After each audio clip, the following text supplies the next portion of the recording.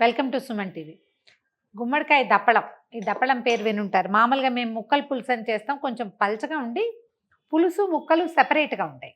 అయితే కొంచెం మా అత్తవారింట్లో ఈ దప్పలం ప్రాక్టీస్ ఉందండి. ఇక చాలా గోదావరి జిల్లాల వైపు అట్లా ప్రత్యేకంగా పండగలప్పుడు దప్పలం చేస్తారు.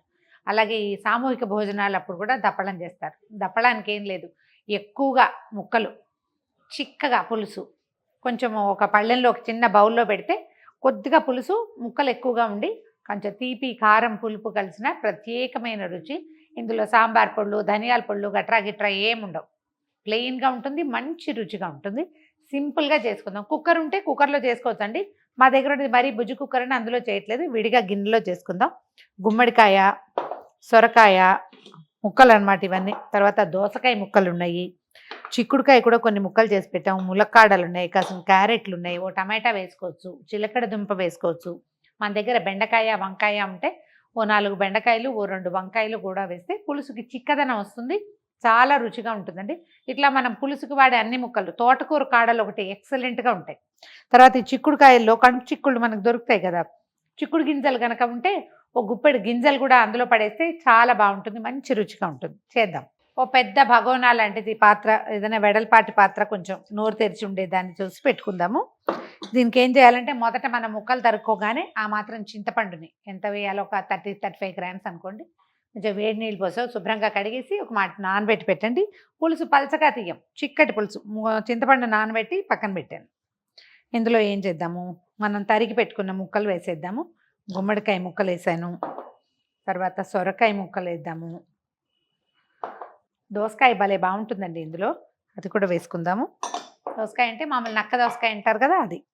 తర్వాత ఒక్క క్యారెట్ కలర్ఫుల్గా ఉండడం కోసం. తర్వాత ములక్కాడ ముక్కలు, మన తోటకూర కాడలు ఎంత బాగుంటాయోనండి ఇందులో. ఇవన్నీ తరిగాం, కానీ చిలకడ దుంప రంగు మారిపోతుందని తరగలేదు, ఇప్పుడు కట్ చేసి వేసుకుందాము. తర్వాత ఇదిగో చిక్కుడుకాయ, ఇవి గింజలు ఉడికిపోతాయి, చాలా బాగుంటుంది. ఇగో మన చిలకడ దుంప ముక్కలు కూడా వేసేస్తున్నాను. ఇవి కాస్త పెద్ద ముక్కలు తరిగినా ఉడికిపోతాయి. కొంచెం ఒక 1/2 స్పూను పసుపు వేద్దాము. తర్వాత 2 రెబ్బల కరివేపాకు దూసి ఇందులో వేసేయండి, మంచి వాసన వస్తుంది. మూత పెట్టి కొంచెం ముక్కలు ఉడుకుపట్టిన తర్వాత అప్పుడు చింతపులుసు పోసుకోవచ్చు. ఓ 2 పచ్చిమిరపకాయలు మొత్తం తీయలేదండి, కొంచెం చీరి ఇందులో వేసేసాను. ఇది బాగుంటుంది, పచ్చిమిరపకాయలు వేసి కొంచెం వాసన చాలా బాగుంటుంది అనమాట. ముక్కలు కొద్దిగా మగ్గాక చింతపులుసు పోద్దాం. ముక్కలు మగ్గటం మొదలు పెట్టినాయండి. ఇవేమైనా అడుగంటుతాయని అనుమానం ఏం లేదు, పులుసు ఉంది కాబట్టి. అదే నీళ్ళు పోసాం కదా, ఏమవ్వదు. అన్నీ ఇదిగో ఉడకటం స్టార్ట్ అయిందనమాట. ఇప్పుడు చింతపండు పులుసు పోసేసేద్దాము. దీన్ని నిండా కూడా పోసుకోవచ్చు, మనం చిక్కగా చేసేసుకుంటాం దీన్ని. మా ఫ్రెండ్ ఒకరైతే మరి కాసిన నీళ్ళు పోసి చింతపండు తడిపి ఉంచిన చింతపండే పెట్టేస్తారు, రసం తీయరు నేను తీసినట్టుగా. అదొక అలవాటు, వాళ్ళ ఇళ్లలో అంతే చేస్తారట. చింతపండు మరి పిప్పిలాగా చేతిగా వస్తూ ఉంటుంది కదా అంటే ఉడికిపోతుంది, అంతేం కనపడదు అంటారు, వాళ్ళ అలవాటు. పులుసుకి ముక్కలకి సరిపడా ఉప్పు వేసేద్దాము. అలవాటు ఉంటే రాళ్ళు ఉప్పు వేసుకోండి, లేకపోతే మెత్తటి ఉప్పు అయినా సరే వేసేసి దీన్ని కొంచెం ఓరగా, ముక్కలు లేకపోతే పులుసు పొంగు వచ్చేసరికల్లా బయటకు వచ్చేస్తుంది, కాస్త ఓరగా మూత పెట్టి ముక్కల్ని పులుసులో ఉడకనిద్దాం. మన పులుసు మరుగుతోందండి. దప్పలం పక్కదాని మీద పెట్టాను. కొంచెం చిన్న తిరగమాత వేసుకుందాము, తాలింపు వేస్తే బాగుంటుంది. చాలా పెద్ద నూనె మక్కర్లా, ఒక 2 స్పూన్లు నూనె సరిపోతుంది. నూనె కాగాక ఒక చిన్న స్పూన్ మెంతులు పులుసుల్లో బాగుంటాయండి, వేసుకోవాలి. మెంతులు వేగంగానే ఒక 1/2 టీ స్పూన్ ఆవాలు చిటపటలాడగానే కొంచెం మినపప్పు, ఒక చిన్న స్పూన్ జీలకర్ర, కొద్దిగా ఇంగువ, ఒక ఎండుమిర్చి వేయండి, వాసన బాగుంటుంది. ఈ పోపునెత్తి పులుసులో పోసేద్దాం. ఓ 2 స్పూన్ల బియ్య పిండిని నీళ్ళల్లో కలిపి ఇందులో పోసేద్దాం, ఎందుకంటే ఇది చిక్క కావాలి మనకి. ఇప్పుడు ఇలా ఉంది, తీర్థానికి తీర్థం, ప్రసాదానికి ప్రసాదం. చూడండి, పులుసుగా ముక్కలుగా ఉన్నాయి కదా. దీన్ని దప్పలం షేప్లోకి తేవాలంటే బియ్య పిండి లేదా శనగపిండి కలిపి పోసుకుంటే బాగుంటుంది. బియ్యం పిండి ఉంటే మంచిది రెడీ. శనగపిండి కంటే బియ్య పిండి ఎక్కువ రుచిగా ఉంటుందండి. ఓ 2 స్పూన్ల బియ్య పిండిని ఒక చిన్న గ్లాస్ నీళ్ళు పోసి కలిపేద్దాం. ఉండలు గచ్చకాయలు లేకుండా చూడండి. ఒకవేళ మీరు శనగపిండి దీంట్లో ఉండలు ఉన్నాయని అనుమానంగా ఉంటే వడపోసే దాంతో పోయండి. లేకపోతే దీనిండా ముద్దలు ముద్దలుగా కనబడి అస్సలు బాగోదు. వడకట్టు ఉండాలి దీనికి ఖచ్చితంగా. ఒకవేళ శనగపిండి కలిపి పోస్తున్నా కూడా శనగపిండి నీటిలో చక్కగా కలుపుకోవటం. ఇంకా అందులో చిన్న చిన్న కుదుపలు ఉండిపోయినాయి అని డౌట్ ఉంటే కనుక వడపోసేసేయండి ఇందులోకి.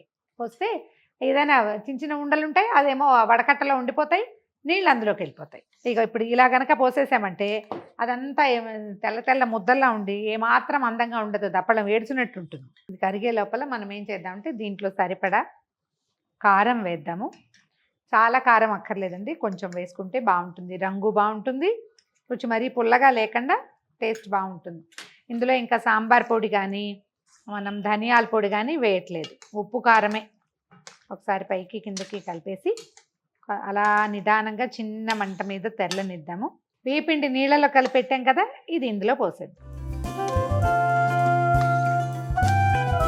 కొంచెం రంగు మారుతుంది, సరిపడా పోయండి. నీళ్ళు ఉన్నాయని పోసేయద్దు. ఇక అప్పుడే చిక్కబడిపోయింది చూడండి.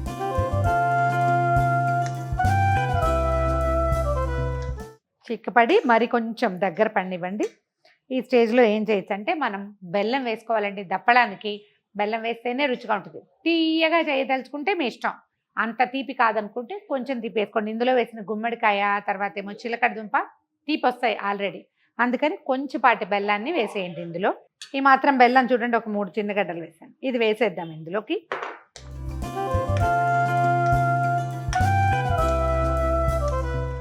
ఇందులో చిక్కుడు గింజలు అన్నీ మంచి మంచి వాసనలు వస్తున్నాయండి.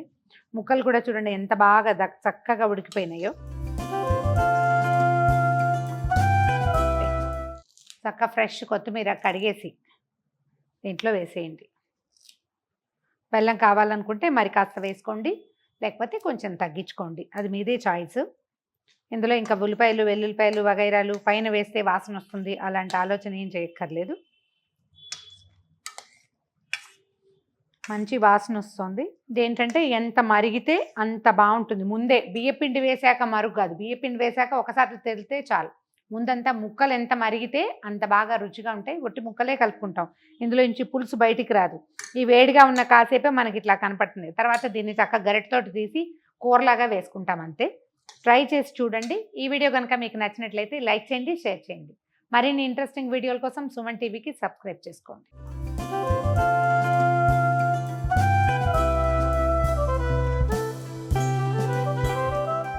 ఘుమఘుమలాడే కమ్మని చిక్కని రుచికరమైన దప్పలం.